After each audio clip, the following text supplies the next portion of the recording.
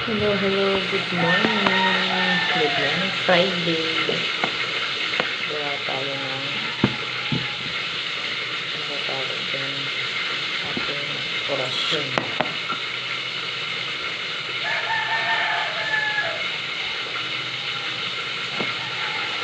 Para sa mga nagpapaya, pwede nyo rin tanggalin.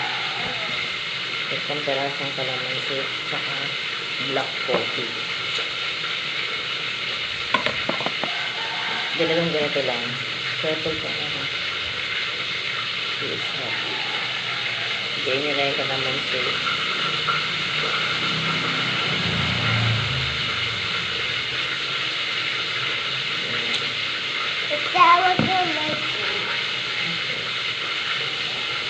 What do you make it?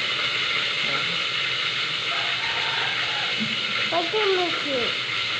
Yung kalamansi. Calamansi. This is calamansi. Okay. This is silita. Opo. This is silita. Oh, hapyan na ha.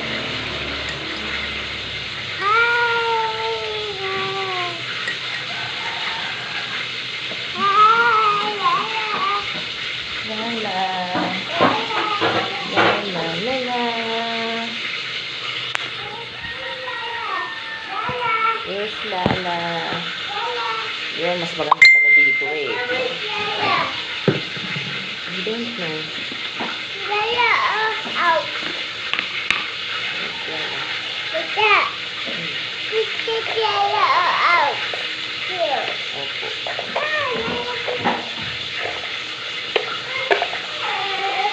Ang gumising ng aking baby.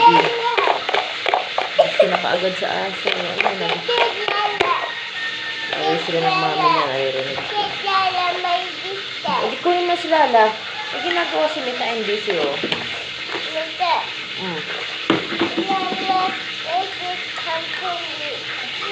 Nagkakahabol lang yan si Lala. Nagpi-play lang yan. Sinasabi ko eh. Siraan ang utak ng aso ngayon. Lala, come here. Opo, Lala. Yun. Lapit ng ma.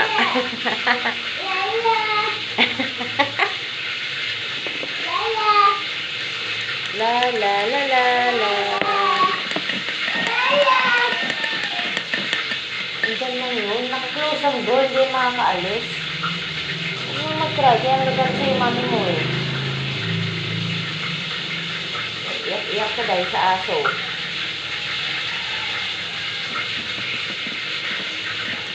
Sipin natin eh.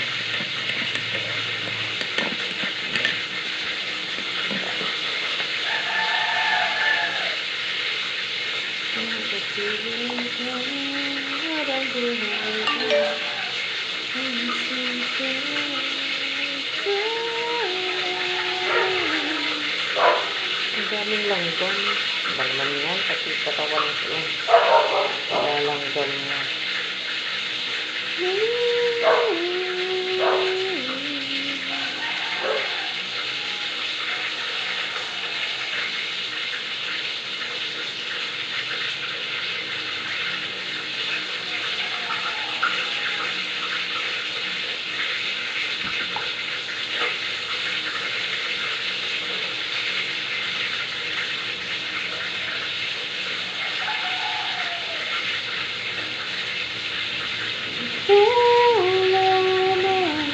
Tinitingnan ko lang kung sino yung mga shoutout natin mamaya sa ating mga friendship, yung mga nag-subscribe sa ating channel. So, mamaya tayo nag-shoutout.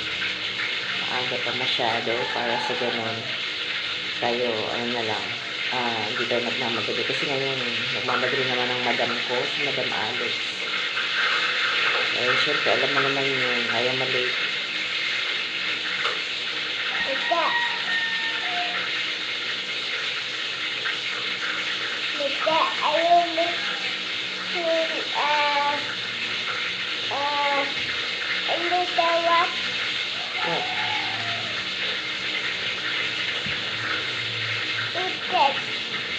Coffee. Coffee and calamansi. You like? It's for tummy. Para nawala yung bilbil ni Mika. You like it? You wanna taste? Patay tayo dyan. It's not good. It's too hot. Gusto ko tikman ito na yung lasyon ko, yung pang liit ng tiyan ko. Naku, pangit ang lasa nito. Later na kasi ano pa ito mo. Mainit pa.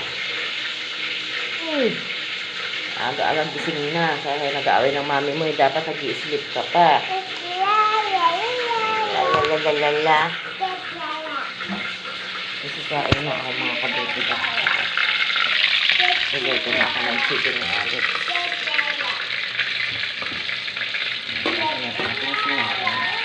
Inipit ko ng ano ko. Inipit ko ng upo kasi sira kasi itong anuhan namin. Wala nga nakaipit. Madali mo silang mga rice cooker na ganyan. Yan lang kaya ng budget ko. Pang ganyan. Dama na akong pang magandang rice cooker. Yan natin ang chicken ni Alex. Bakit pa rin natin ito?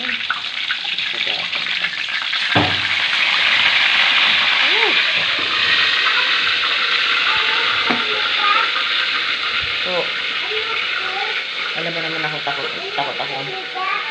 akong maanahan sa mukha. Kasi, siyempre, iniingatan natin yung mukhang ko. So,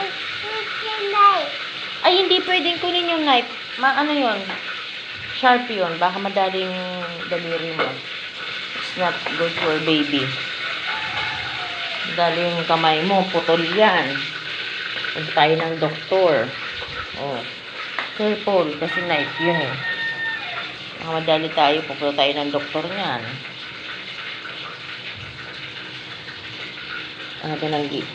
Pasok ni Alex 5:45. Naku lang, ipagpatintero ako sa pag-drive kasi traffic talaga.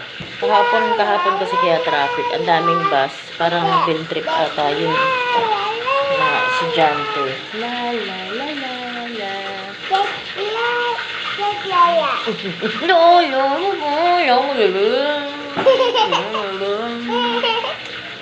Aliw na sita, nasa aso. Hindi niya alam, ipapamigay ko din. Hindi niya alam yung mga may-ari na yan. Ha? First, la la la la la. Boom boom, boom boom. Where's Lala? La la la la la. Ala sa couch. Go there.